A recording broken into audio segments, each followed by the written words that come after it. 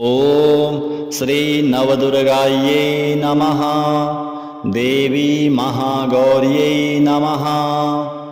श्वेते वृषे समारूढा श्वेतांबरधरा शुचिः महागौरी शुभं दद्यान् महादेव प्रमोददा। या देवी सर्वभूतेषु मा महागौरी रूपेण संस्थिता। नमस्तस्यै नमस्तस्यै नमस्तस्यै नमो नमः। वन्दे वाञ्छितकामार्थे चन्द्रार्धकृतशेखरां सिंहारूढा चतुर्भुजा महागौरी यशस्विनी। सोमचक्रस्थिताम् अष्टमं महागौरी त्रिनेत्रां वराभीतिकरां त्रिशूल डमरूधरां महागौरी भजेम। पटाम्बरपरिधानां मृदुहास्य नानालङ्कारभूषितां मञ्जीरहारकेयूरकिङ्किणी रत्नकुण्डलमण्डितां प्रफुल्लवन्दना पल्लवाधरां कान्तकपोलां त्रैलोक्यमोहनं कमनीयां लावण्यां मृणालां चन्दनगन्धलिप्तां। सर्वसङ्कटहन्त्री त्वं हि धन ऐश्वर्यप्रदायिनी। ज्ञानदा चतुर्वेदमयी महागौरी प्रणमाम्यहं। सुखशान्तिदात्री धनधान्यप्रदायिनी डमरुवाद्यप्रिया अद्या महागौरी प्रणमाम्यहं। त्रैलोक्यमङ्गलत्वं हि तापत्रयहारिणी वददं चैतन्यमयी महागौरी प्रणमाम्यहम्। ओंकार पातु शीर्षो मा ह्रीं बीजं मां हृदयो क्लीं बीजं सदा पातु नभो गृहो च पादयो ललाटं कर्णौ हुं बीजं पातु महागौरी मा नेत्रं घ्राणो कपोतचिबुको फट् पातु स्वाहा मां सर्ववदनो। ब्रह्मोवाच त्वां नमामि शिवां शान्तां ईश्वरार्धशरीरिणीम् अनाद्यनन्तविभवां मूलप्रकृतिमीश्वरीं। जन्ममृत्युजरातीतां जन्ममृत्युजरपहां क्षेत्रज्ञशक्तिनिलयां परमाकाशमध्यगां ब्रह्मेन्द्रविष्णुनमिताम् अष्टमूर्त्यङ्गिनीमजां प्रधानपुरुषातीतां सावित्रीं वेदमातरं ऋग्यजुःसामनिलयां ऋज्वीं कुण्डलिनीं परां विश्वेश्वरीं विश्वमयीं विश्वेश्वरपतिव्रतां विश्वसंहारकरणीं विश्वमायाप्रवर्तिनीं सर्गस्त्यन्त्यकरणीं व्यक्ताव्यक्तस्वरूपिणीं। पाहि मां देवदेवेशी शरणागतवत्सले नान्या गतिर्महेशानि मम त्रैलोक्यचन्दिते। त्वं माता मम कल्याणी पिता सर्वेश्वरः शिवः। सृष्टोऽहं त्रिपुरघ्नेन सृष्ट्यर्थं शङ्करप्रिये। विविधाश्च प्रजाः सृष्टा न वृद्धिम् उपयान्ति ताः। ततः परं प्रजाः सर्वा मैथुनप्रभवाः किल। संवधयितुम् इच्छामि कृत्वा सृष्टिमतः परं शक्तिनी खलु सर्वासां त्वत्तः सृष्टिः प्रवर्तते। नैव सृष्टं त्वया पूर्वं शक्तीनां यत्कुलं शिवे। सर्वेषां देहिनां देवी सर्वशक्तिप्रदायिनी त्वमेव नात्र सन्देहस्तस्मात् त्वं वरदा भव। मम सृष्टिविवृद्ध्यर्थम् अंशेनैकेन शाश्वते। मम पुत्रस्य दक्षस्य पुत्री भव शुचिस्मिते। प्रार्थिता वै तदा देवी ब्रह्मणा मुनिपुङ्गवाः। एकां शक्तिं भूयोर्मध्यात् ससर्जात्मसमप्रभाम् आहतां प्रहसन् प्रेक्ष्य देवीं विश्वेश्वरो हरः। ब्रह्मणो वचनाद्देवी कुरु तस्य यथेप्सितम् आदाय शिरसा शम्भोः आज्ञां सा परमेश्वरी अभवद्दक्षदुहिता स्वेच्छया ब्रह्मरूपिणी पुनराद्या पराशक्तिः शम्भोर्देहं समाविशत्। अर्धनारीश्वरो देवो विभातीति हि नः श्रुतिः। ततः प्रभृति विप्रेन्द्रा मैथुनप्रभवाः प्रजाः। एवं वः कथिता विप्रा देव्याः सम्भूतिरुत्तमा। पठेद्यः शृणुयाद्वापि सन्ततिस्तस्य वर्धते। श्रीमहागौरी देव्यार्पणमस्तु। श्वेते वृषे समारूढा श्वेताम्बरधरा शुचिः। महागौरी शुभं दद्यान् महादेव प्रमोददा। या देवी सर्वभूतेषु मा महागौरी रूपेण संस्थिता। नमस्तस्यै नमस्तस्यै नमस्तस्यै नमो नमः। वन्दे वाञ्छितकामार्थे चन्द्रार्धकृतशेखरां। सिंहारूढा चतुर्भुजा महागौरी यशस्विनी। सोमचक्रस्थिताम् अष्टमं महागौरी त्रिनेत्रां। वराभीतिकरां त्रिशूलडमरूधरां महागौरी भजेम। पटाम्बरपरिधानां मृदुहास्या नानालङ्कारभूषितां। मञ्जीरहारकेयूरकिङ्किणी रत्नकुण्डलमण्डितां। प्रफुल्लवन्दना पल्लवाधरां कान्तकपोलां त्रैलोक्यमोहनं। कमनीयां लावण्यां मृणालां चन्दनगन्धलिप्तां। सर्वसङ्कटहन्त्री त्वं हि धन ऐश्वर्यप्रदायिनी। ज्ञानदा चतुर्वेदमयी महागौरी प्रणमाम्यहं। सुखशान्तिदात्री धनधान्यप्रदायिनी। डमरुवाद्यप्रिया अद्या महागौरी प्रणमाम्यहं। त्रैलोक्यमङ्गलत्वं हि तापत्रयहारिणी। वददं चैतन्यमयी महागौरी प्रणमाम्यहं। ओंकार पातु शीर्षो मा ह्रीं बीजं मां हृदयो। क्लीं बीजं सदा पातु नभो गृहो च पादयो। ललाटं कर्णौ हुं बीजं पातु महागौरी मा। नेत्रं घ्राणो कपोतचिबुको फट् पातु स्वाहा मां सर्ववदनो। ब्रह्मोवाच त्वां नमामि शिवां शान्तां ईश्वरार्धशरीरिणीम्। अनाद्यनन्तविभवां मूलप्रकृतिमीश्वरीं। जन्ममृत्युजरातीतां जन्ममृत्युजरपहां। क्षेत्रज्ञशक्तिनिलयां परमाकाशमध्यगां। ब्रह्मेन्द्रविष्णुनमिताम् अष्टमूर्त्यङ्गिनीमजां। प्रधानपुरुषातीतां सावित्रीं वेदमातरं। ऋग्यजुःसामनिलयां ऋज्वीं कुण्डलिनीं परां। विश्वेश्वरीं विश्वमयीं विश्वेश्वरपतिव्रतां। विश्वसंहारकरणीं विश्वमायाप्रवर्तिनीं। सर्गस्त्यन्त्यकरणीं व्यक्ताव्यक्तस्वरूपिणीं।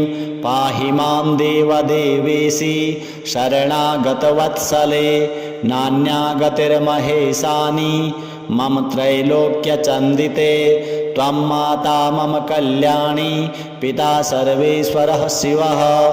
सृष्टोऽहं त्रिपुरघ्नेन सृष्ट्यर्थं शङ्करप्रिये। विविधाश्च प्रजाः सृष्टा न वृद्धिम् उपयान्ति ताः। ततः परं प्रजाः सर्वा मैथुनप्रभवाः किल। संवधयितुम् इच्छामि कृत्वा सृष्टिमतः परं। शक्तिनी खलु सर्वासां त्वत्तः सृष्टिः प्रवर्तते। नैव सृष्टं त्वया पूर्वं शक्तीनां यत्कुलं शिवे। सर्वेषां देहिनां देवी सर्वशक्तिप्रदायिनी। त्वमेव नात्र सन्देहस्तस्मात् त्वं वरदा भव। मम सृष्टिविवृद्ध्यर्थम् अंशेनैकेन शाश्वते। मम पुत्रस्य दक्षस्य पुत्री भव शुचिस्मिते।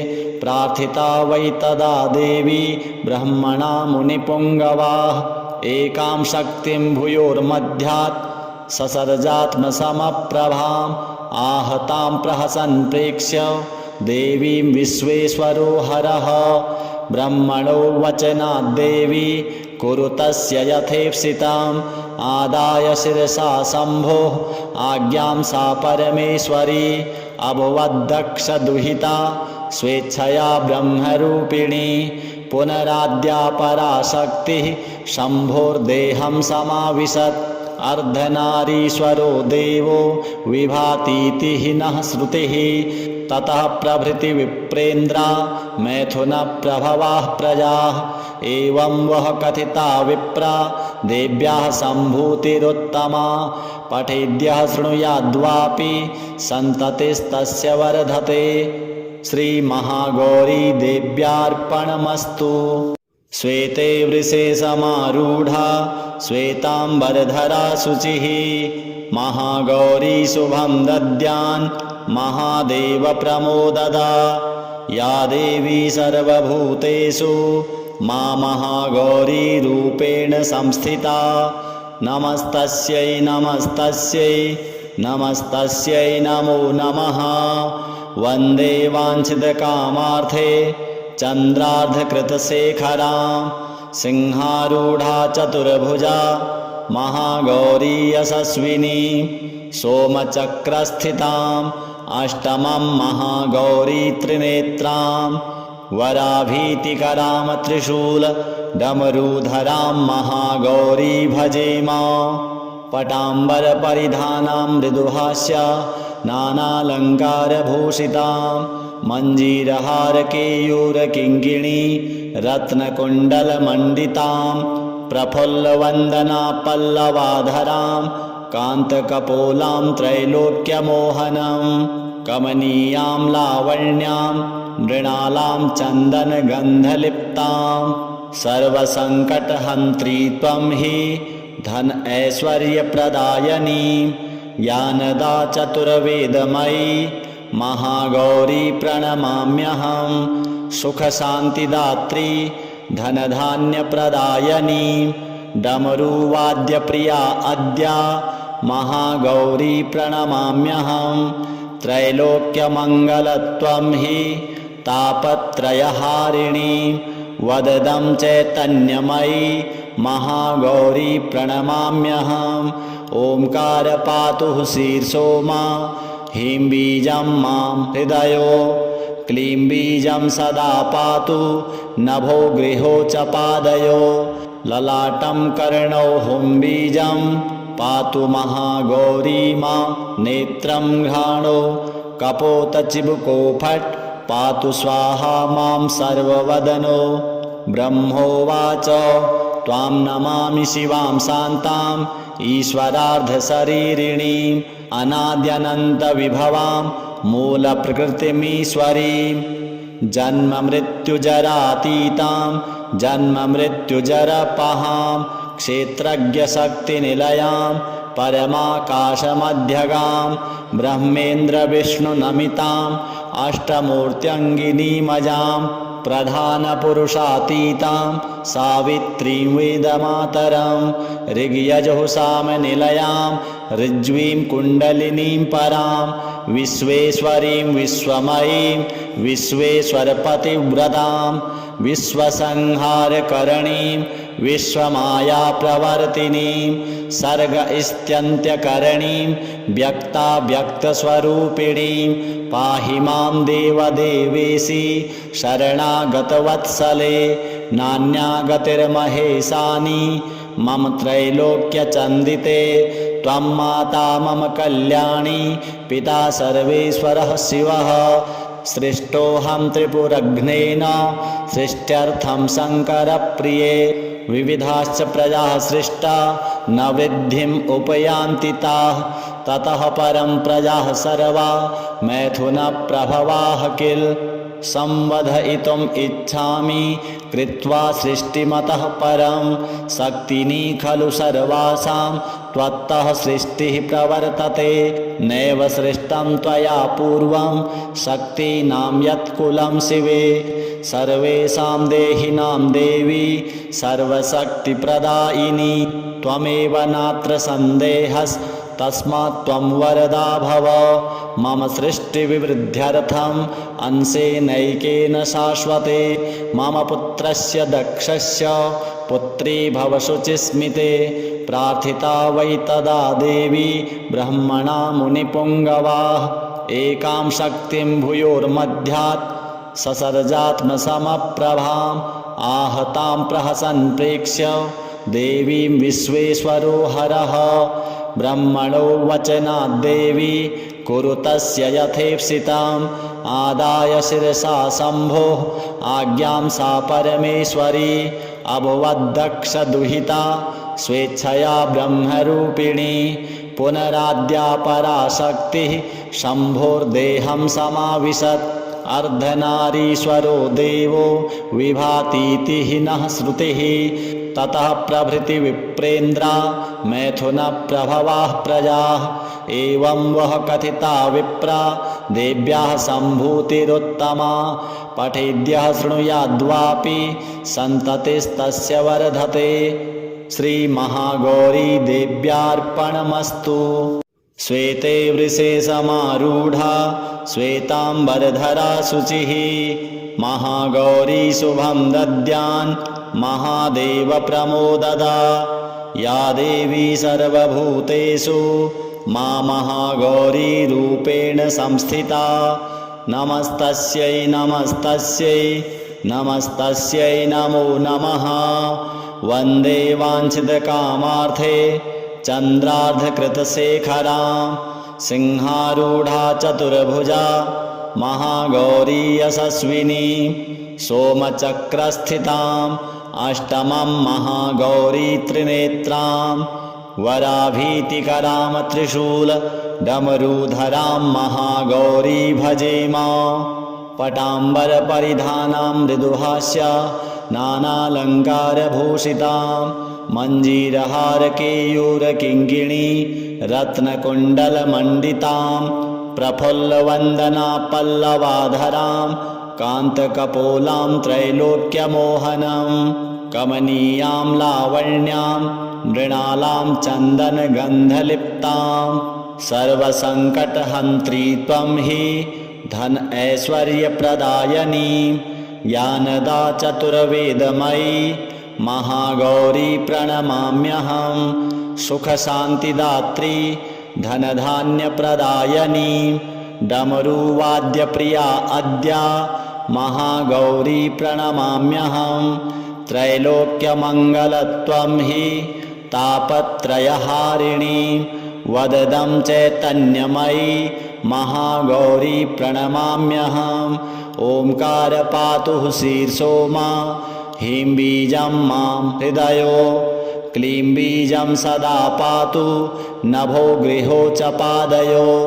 ललाटं कर्णौ हुं बीजं पातु महागौरी मा नेत्रं घ्राणो कपोतचिबुको फट् पातु स्वाहा मां सर्ववदनो ब्रह्मोवाच त्वां नमामि शिवां शान्तां ईश्वरार्धशरीरिणीम् अनाद्यनन्तविभवां मूलप्रकृतिमीश्वरीं जन्ममृत्युजरातीतां जन्ममृत्युजरपहां क्षेत्रज्ञशक्तिनिलयां परमाकाशमध्यगां ब्रह्मेन्द्रविष्णुनमिताम् अष्टमूर्त्यङ्गिनीमजां प्रधानपुरुषातीतां सावित्रीं वेदमातरं ऋग्यजुःसामनिलयां ऋज्वीं कुण्डलिनीं परां विश्वेश्वरीं विश्वमयीं विश्वेश्वरपतिव्रतां विश्वसंहारकरणीं विश्वमायाप्रवर्तिनीं सर्गस्त्यन्त्यकरणीं व्यक्ताव्यक्तस्वरूपिणीं पाहि मां देवदेवेशी शरणागतवत्सले नान्या गतिर्महेशानि मम त्रैलोक्यचन्दिते त्वं माता मम कल्याणी पिता सर्वेश्वरः शिवः सृष्टोऽहं त्रिपुरघ्नेन सृष्ट्यर्थं शङ्करप्रिये विविधाश्च प्रजाः सृष्टा न वृद्धिम् उपयान्ति ताः ततः परं प्रजाः सर्वा मैथुनप्रभवाः किल संवधयितुम् इच्छामि कृत्वा सृष्टिमतः परं शक्तिनी खलु सर्वासां त्वत्तः सृष्टिः प्रवर्तते नैव सृष्टं त्वया पूर्वं शक्तीनां यत्कुलं शिवे सर्वेषां देहिनां देवी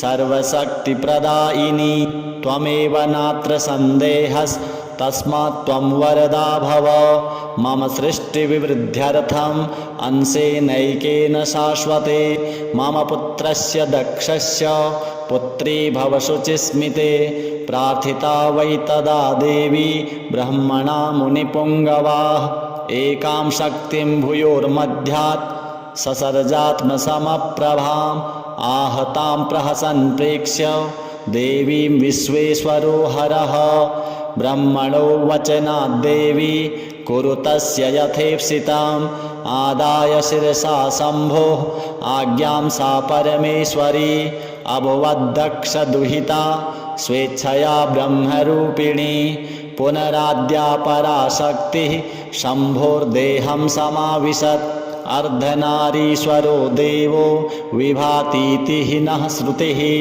ततः प्रभृति विप्रेन्द्रा मैथुनप्रभवाः प्रजाः एवं वह कथिता विप्रा देव्याः सम्भूतिरुत्तमा पठेद्यः शृणुयाद्वापि सन्ततिस्तस्य वर्धते श्रीमहागौरी देव्यार्पणमस्तु।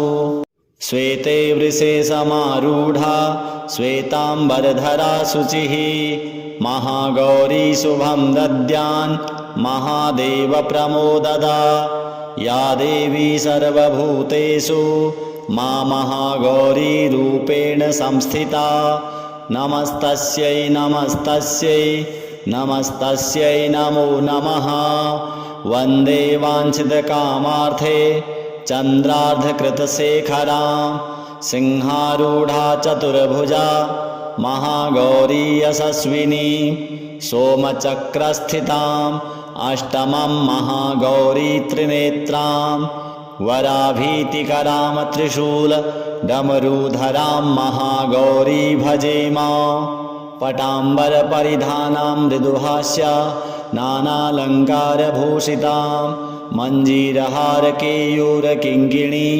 रत्नकुण्डलमण्डितां प्रफुल्लवन्दना पल्लवाधरां कान्तकपोलां त्रैलोक्यमोहनं कमनीयां लावण्यां मृणालां चन्दनगन्धलिप्तां सर्वसङ्कटहन्त्री त्वं हि धन ऐश्वर्यप्रदायिनी ज्ञानदा चतुर्वेदमयी महागौरी प्रणमाम्यहं सुखशान्तिदात्री धनधान्यप्रदायिनी डमरुवाद्यप्रिया अद्या महागौरी प्रणमाम्यहं त्रैलोक्यमङ्गलत्वं हि तापत्रयहारिणी वददं चैतन्यमयी महागौरी प्रणमाम्यहम् ओंकार पातु शीर्षो मा ह्रीं बीजं मां हृदयो क्लीं बीजं सदा पातु नभो गृहो च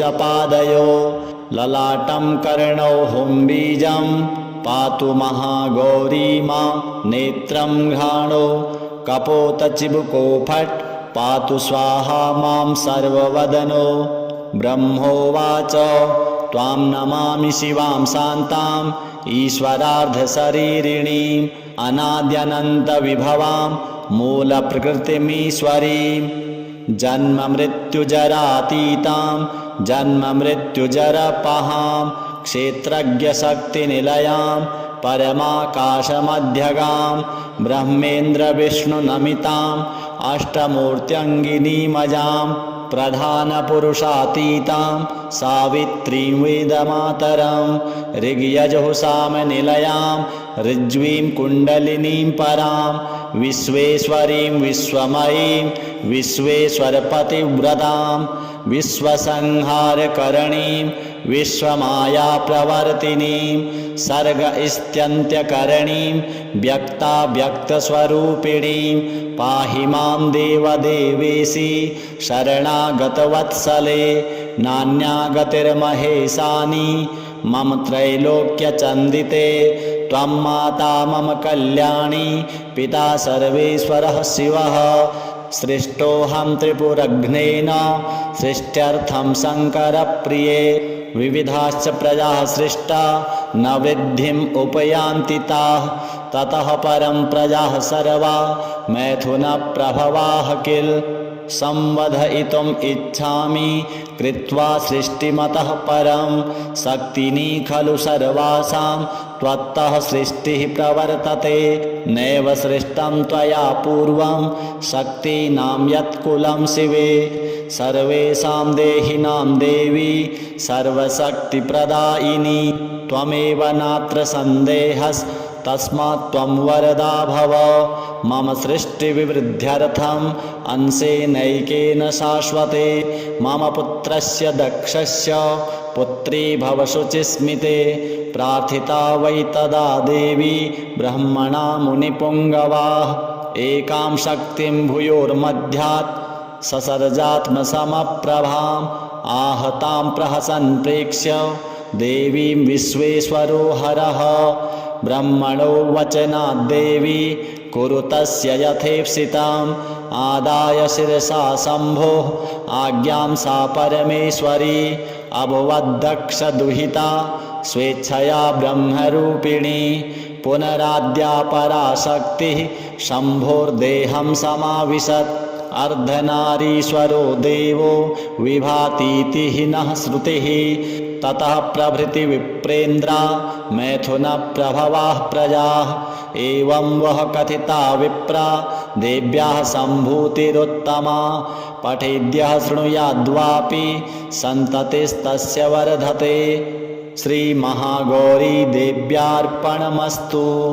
श्वेते वृषे समारूढा श्वेताम्बरधरा शुचिः महागौरी शुभं दद्यान् महादेव प्रमोददा या देवी सर्वभूतेषु मा महागौरी रूपेण संस्थिता नमस्तस्यै नमस्तस्यै नमस्तस्यै नमो नमः वन्दे वाञ्छितकामार्थे चन्द्रार्धकृतशेखरां सिंहारूढा चतुर्भुजा महागौरी यशस्विनी सोमचक्रस्थिताम् अष्टमं महागौरी त्रिनेत्रां वराभीतिकरां त्रिशूल डमरूधरां महागौरी भजेम पटाम्बरपरिधानां मृदुहास्य नानालङ्कारभूषितां मञ्जीरहारकेयूरकिङ्किणी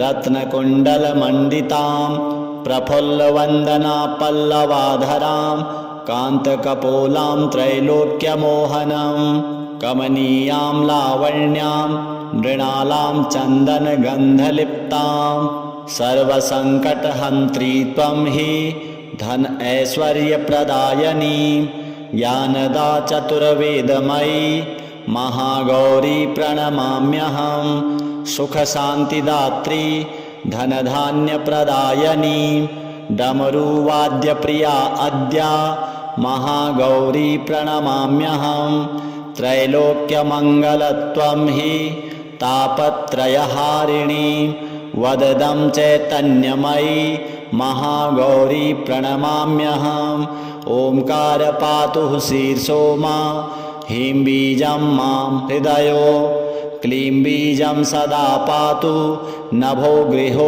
च पादयो ललाटं कर्णौ हुं बीजं पातु महागौरी मा नेत्रं घ्राणो कपोतचिबुको फट् पातु स्वाहा मां सर्ववदनो ब्रह्मोवाच त्वां नमामि शिवां शान्ताम् ईश्वरार्धशरीरिणीम् अनाद्यनन्तविभवां मूलप्रकृतिमीश्वरीं जन्ममृत्युजरातीतां जन्ममृत्युजरपहां क्षेत्रज्ञशक्तिनिलयां परमाकाशमध्यगां ब्रह्मेन्द्रविष्णुनमिताम् अष्टमूर्त्यङ्गिनीमजां प्रधानपुरुषातीतां सावित्रीं वेदमातरं ऋग्यजुः सामनिलयां ऋज्वीं कुण्डलिनीं परां विश्वेश्वरीं विश्वमयीं विश्वेश्वरपतिव्रतां विश्वसंहारकरणीं विश्वमायाप्रवर्तिनीं सर्गस्त्यन्त्यकरणीं व्यक्ताव्यक्तस्वरूपिणीं पाहि मां देवदेवेशि शरणागतवत्सले नान्यागतिर्महेशानि मम त्रैलोक्यचन्दिते त्वं माता मम कल्याणी पिता सर्वेश्वरः शिवः सृष्टोऽहं त्रिपुरघ्नेन सृष्ट्यर्थं शङ्करप्रिये विविधाश्च प्रजाः सृष्टा न वृद्धिम् उपयान्ति ताः ततः परं प्रजाः सर्वा मैथुनप्रभवाः किल संवधयितुम् इच्छामि कृत्वा सृष्टिमतः परं शक्तिनी खलु सर्वासां त्वत्तः सृष्टिः प्रवर्तते नैव सृष्टं त्वया पूर्वं शक्तीनां यत्कुलं शिवे सर्वेषां देहिनां देवी सर्वशक्तिप्रदायिनी त्वमेव नात्र सन्देहस्तस्मात् त्वं वरदा भव मम सृष्टिविवृद्ध्यर्थम् अंशेनैकेन शाश्वते मम पुत्रस्य दक्षस्य पुत्री भव शुचिस्मिते प्रार्थिता वै तदा देवी ब्रह्मणा मुनिपुङ्गवाः एकां शक्तिं भूयोर्मध्यात् ससर्जात्मसमप्रभाम् आहतां प्रहसन् प्रेक्ष्य देवीं विश्वेश्वरो हरः ब्रह्मणो वचनाद्देवी कुरु तस्य यथेप्सितम् आदाय शिरसा शम्भोः आज्ञां सा परमेश्वरी अभवद्दक्षदुहिता स्वेच्छया ब्रह्मरूपिणी पुनराद्या पराशक्तिः शम्भोर्देहं समाविशत् अर्धनारीश्वरो देवो विभातीति नः श्रुतिः ततः प्रभृति विप्रेन्द्रा मैथुनप्रभवाः प्रजाः एवं वह कथिता विप्रा देव्याः सम्भूतिरुत्तमा पठेद्यः शृणुयाद्वापि सन्ततिस्तस्य वर्धते श्रीमहागौरी देव्यार्पणमस्तु। श्वेते वृषे समारूढा श्वेताम्बरधरा शुचिः महागौरी शुभं दद्यान् महादेव प्रमोददा या देवी सर्वभूतेषु मा महागौरी रूपेण संस्थिता नमस्तस्यै नमस्तस्यै नमस्तस्यै नमो नमः वन्दे वाञ्छितकामार्थे चन्द्रार्धकृतशेखरां सिंहारूढा चतुर्भुजा महागौरी यशस्विनी सोमचक्रस्थिताम् अष्टमं महागौरी त्रिनेत्रां वराभीतिकरां त्रिशूलडमरूधरां महागौरी भजेम पटाम्बरपरिधानां मृदुहास्य नानालङ्कारभूषितां मञ्जीरहारकेयूरकिङ्किणी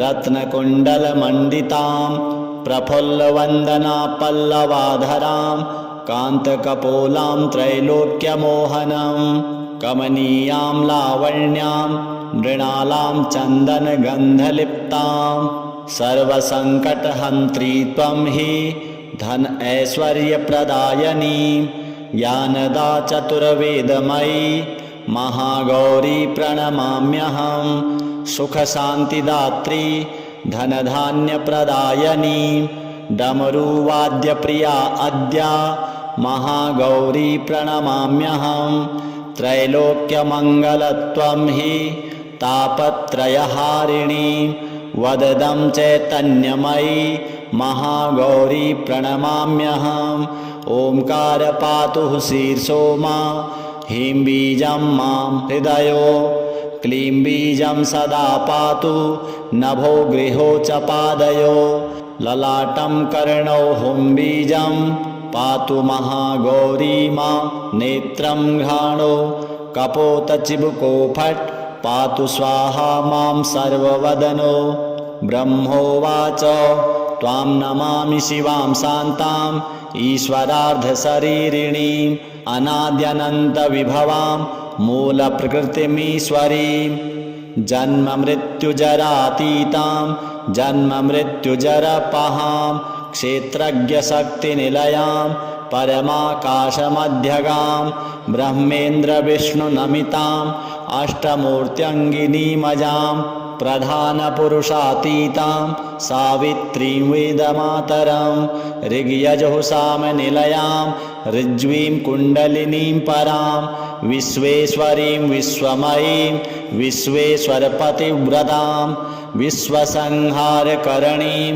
विश्वमायाप्रवर्तिनीं सर्गस्त्यन्त्यकरणीं व्यक्ताव्यक्तस्वरूपिणीं पाहि मां देवदेवेशि शरणागतवत्सले नान्यागतिर्महेशानि मम त्रैलोक्यचन्दिते त्वं माता मम कल्याणी पिता सर्वेश्वरः शिवः सृष्टोऽहं त्रिपुरघ्नेन सृष्ट्यर्थं शङ्करप्रिये विविधाश्च प्रजाः सृष्टा न वृद्धिम् उपयान्ति ताः ततः परं प्रजाः सर्वा मैथुनप्रभवाः किल संवधयितुम् इच्छामि कृत्वा सृष्टिमतः परं शक्तिनी खलु सर्वासां त्वत्तः सृष्टिः प्रवर्तते नैव सृष्टं त्वया पूर्वं शक्तीनां यत्कुलं शिवे सर्वेषां देहिनां देवी सर्वशक्तिप्रदायिनी त्वमेव नात्र सन्देहस्तस्मात् त्वं वरदा भव मम सृष्टिविवृद्ध्यर्थम् अंशेनैकेन शाश्वते मम पुत्रस्य दक्षस्य पुत्री भव शुचिस्मिते प्रार्थिता वै तदा देवी ब्रह्मणा मुनिपुङ्गवाः एकां शक्तिं भूयोर्मध्यात् ससर्जात्मसमप्रभाम् आहतां प्रहसन् प्रेक्ष्य देवीं विश्वेश्वरो हरः ब्रह्मणो वचनाद्देवी कुरु तस्य यथेप्सितम् आदाय शिरसा शम्भोः आज्ञां सा परमेश्वरी अभवद्दक्षदुहिता स्वेच्छया ब्रह्मरूपिणी पुनराद्या पराशक्तिः शम्भोर्देहं समाविशत् अर्धनारीश्वरो देवो विभातीति नः श्रुतिः ततः प्रभृति विप्रेन्द्रा मैथुनप्रभवाः प्रजाः एवं वह कथिता विप्रा देव्याः सम्भूतिरुत्तमा पठेद्यः शृणुयाद्वापि सन्ततिस्तस्य वर्धते श्रीमहागौरी देव्यार्पणमस्तु। श्वेते वृषे समारूढा श्वेताम्बरधरा शुचिः महागौरी शुभं दद्यान् महादेव प्रमोददा या देवी सर्वभूतेषु मा महागौरी रूपेण संस्थिता नमस्तस्यै नमस्तस्यै नमस्तस्यै नमो नमः वन्दे वाञ्छितकामार्थे चन्द्रार्धकृतशेखरां सिंहारूढा चतुर्भुजा महागौरी यशस्विनी सोमचक्रस्थिताम् अष्टमं महागौरी त्रिनेत्रां वराभीतिकरां त्रिशूल डमरूधरां महागौरी भजेम पटाम्बरपरिधानां मृदुहास्य नानालङ्कारभूषितां मञ्जीरहारकेयूरकिङ्किणी रत्नकुण्डलमण्डितां प्रफुल्लवन्दना पल्लवाधरां कान्तकपोलां त्रैलोक्यमोहनं कमनीयां लावण्यां मृणालां चन्दनगन्धलिप्तां सर्वसङ्कटहन्त्री त्वं हि धन ऐश्वर्यप्रदायिनी ज्ञानदा चतुर्वेदमयी महागौरी प्रणमाम्यहं सुखशान्तिदात्री धनधान्यप्रदायिनी डमरुवाद्यप्रिया अद्या महागौरी प्रणमाम्यहं त्रैलोक्यमङ्गलत्वं हि तापत्रयहारिणी वददं चैतन्यमयी महागौरी प्रणमाम्यहम् ओंकार पातु शीर्षो मा ह्रीं बीजं मां हृदयो क्लीं बीजं सदा पातु नभो गृहो च पादयो ललाटं कर्णौ हुं बीजं पातु महागौरी मा नेत्रं घ्राणो कपोतचिबुको फट् पातु स्वाहा मां सर्ववदनो ब्रह्मोवाच त्वां नमामि शिवां शान्ताम् ईश्वरार्धशरीरिणीम् अनाद्यनन्तविभवां मूलप्रकृतिमीश्वरीं जन्ममृत्युजरातीतां जन्ममृत्युजरपहां क्षेत्रज्ञशक्तिनिलयां परमाकाशमध्यगां ब्रह्मेन्द्रविष्णुनमिताम् अष्टमूर्त्यङ्गिनीमजां प्रधानपुरुषातीतां सावित्रीं वेदमातरं ऋग्यजुःसामनिलयां ऋज्वीं कुण्डलिनीं परां विश्वेश्वरीं विश्वमयीं विश्वेश्वरपतिव्रतां विश्वसंहारकरणीं विश्वमायाप्रवर्तिनीं सर्गस्त्यन्त्यकरणीं व्यक्ताव्यक्तस्वरूपिणीं पाहि मां देवदेवेशि शरणागतवत्सले नान्यागतिर्महेशानि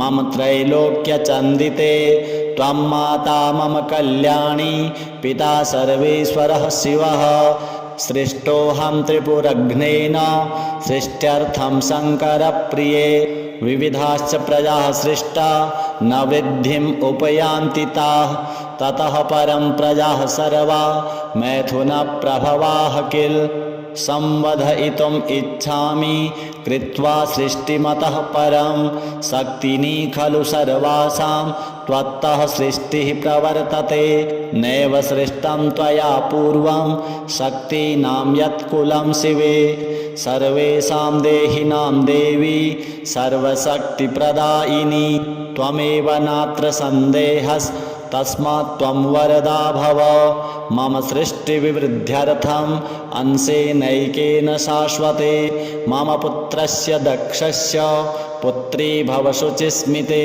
प्रार्थिता वै तदा देवी ब्रह्मणा मुनिपुङ्गवाः एकां शक्तिं भूयोर्मध्यात् ससर्जात्मसमप्रभाम् आहतां प्रहसन् प्रेक्ष्य देवीं विश्वेश्वरो हरः ब्रह्मणो वचनाद्देवी कुरु तस्य यथेप्सितम् आदाय शिरसा शम्भोः आज्ञां सा परमेश्वरी अभवद्दक्षदुहिता स्वेच्छया ब्रह्मरूपिणी पुनराद्या पराशक्तिः शम्भोर्देहं समाविशत् अर्धनारीश्वरो देवो विभातीति नः श्रुतिः ततः प्रभृति विप्रेन्द्रा मैथुनप्रभवाः प्रजाः एवं वः कथिता विप्रा देव्याः सम्भूतिरुत्तमा पठेद्यः शृणुयाद्वापि सन्ततिस्तस्य वर्धते श्रीमहागौरी देव्यार्पणमस्तु।